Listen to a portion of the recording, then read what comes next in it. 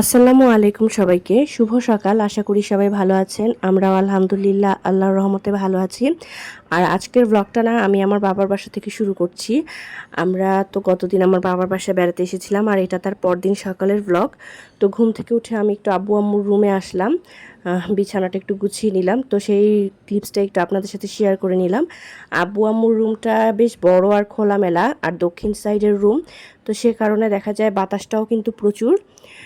তো যাই হোক, এখন আমি একটু কিচেনে চলে এসেছি। আমার হাজবেন্ড বলল যে সকালবেলা না কেউ একটু তাড়াতাড়ি বের হয়ে যাবে। তো আম্মুদের হেল্পিং হ্যান্ড একটু দেরি করে আসে, তার কারণে আমি সকালবেলা উঠে একটু কিচেনে চলে আসলাম যে আম্মুকে একটু হেল্প করি। আম্মু তো সব কাজ সারাদিন একাই করে। তো আমরা এখন ব্রেকফাস্ট রেডি করার জন্য আসলাম। এটা গতদিনের গরুর মাংস ছিল, সেটা একটু জাল করে নিব আর সাথে ফ্রোজেন পরোটা একটু ভেজে নিব।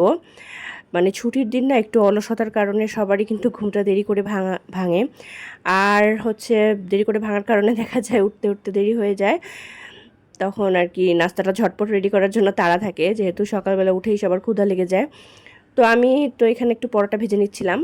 আর আম্মুকে তো আর তেমন কোনো হেল্প করা হয় না, সারা বছর নিজের সংসার নিয়েই ব্যস্ত থাকি।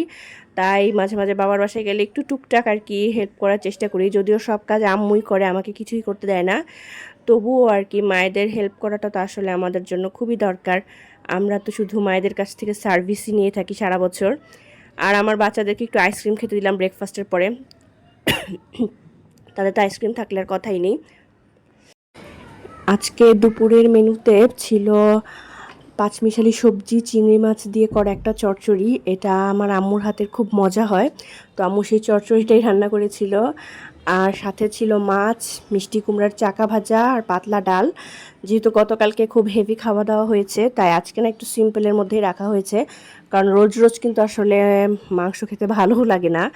একদিন মাংস খেলে আর পরদিন খেতে ইচ্ছে করে না। তো সে কারণে আজকে একটু দুপুরের মেনুটা সিম্পল। আর আমি না তারপর একটু রেডি হয়ে গেলাম। বিকালের দিকে আমি আর আমার হাজব্যান্ড একটু নিউ মার্কেটে গিয়েছিলাম আমার ঘরের কিছু প্রয়োজনীয় জিনিসপত্র কেনাকাটা করার জন্য। বাচ্চাদেরকে আব্বু আম্মুর কাছে রেখে গিয়েছিলাম। বাবার বাসায় গেলে না এটাই শান্তি। আর এদিকে দেখেন রাত্রিবেলা তো আমি বাসায় ফিরে এসেছি।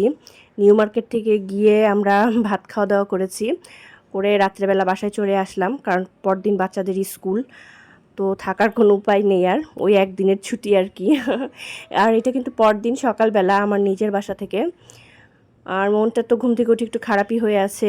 বাবার বাসা থেকে আসলে আসলে কারোই ভালো লাগে না, মনে হয় যে থেকে স্বাদ মেটেনি, আর একটু যদি থাকতে পারতাম। কিন্তু বাস্তবতা খুবই কঠিন। মেয়েদের একবার বিয়ের পরে আর কি বাবার বাসায় যাওয়াটা না সেভাবে আর হয়েই ওঠে না, মন মতো আর থাকাই হয় না। তো এগুলো ভাবতে ভাবতে এক কাপ চা নিয়ে একটু খেয়ে নিলাম। প্রকৃতি দেখতে দেখতে চাটা উপভোগ করে নিলাম।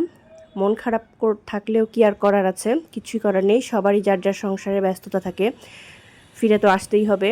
আর এদিকে দেখেন আমি আজকে কেনাকাটা করেছি নিউ মার্কেট থেকে গতকালকে, সেগুলো একটু দেখাবো আপনাদেরকে।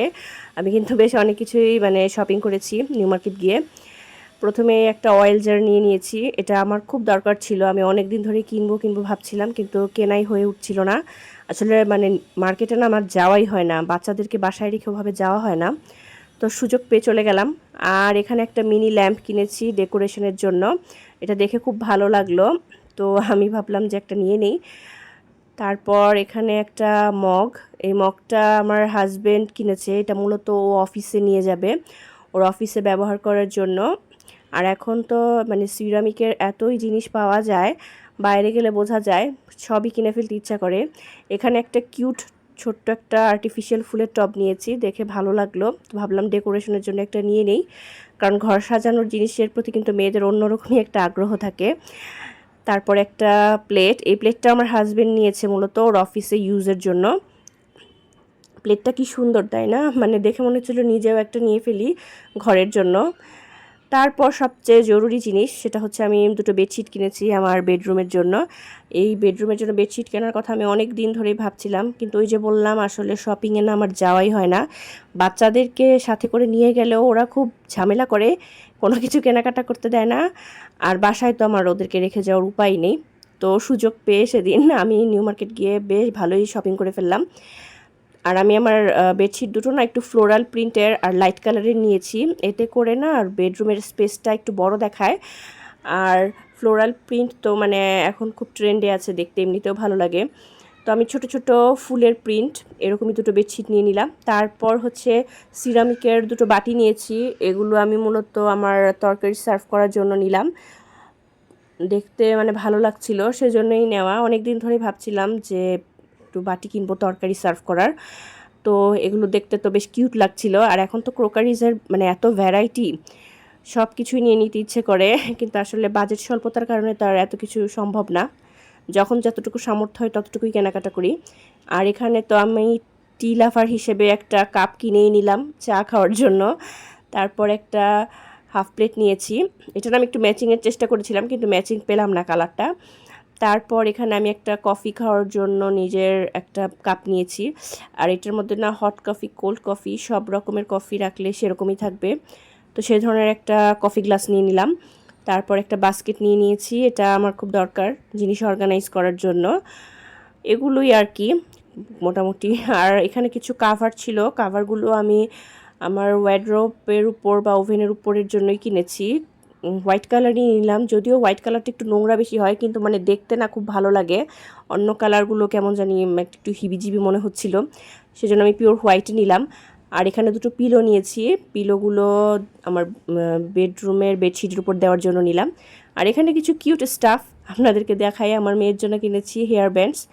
মেয়ের মায়েদের তো আসলে এগুলো দেখলে মাথায় ঠিক থাকে না, মনে হয় সবই কিনে নিয়ে যাই। আর এই পাঁচ ক্লিপটা নিজের জন্য কিনেছি, এটাও কিন্তু আমার মেয়ের জন্য কিনেছি।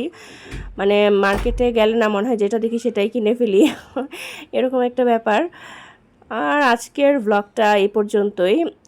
ভালো লাগলে আমার চ্যানেলটাকে সাবস্ক্রাইব করে পাশে থাকবেন।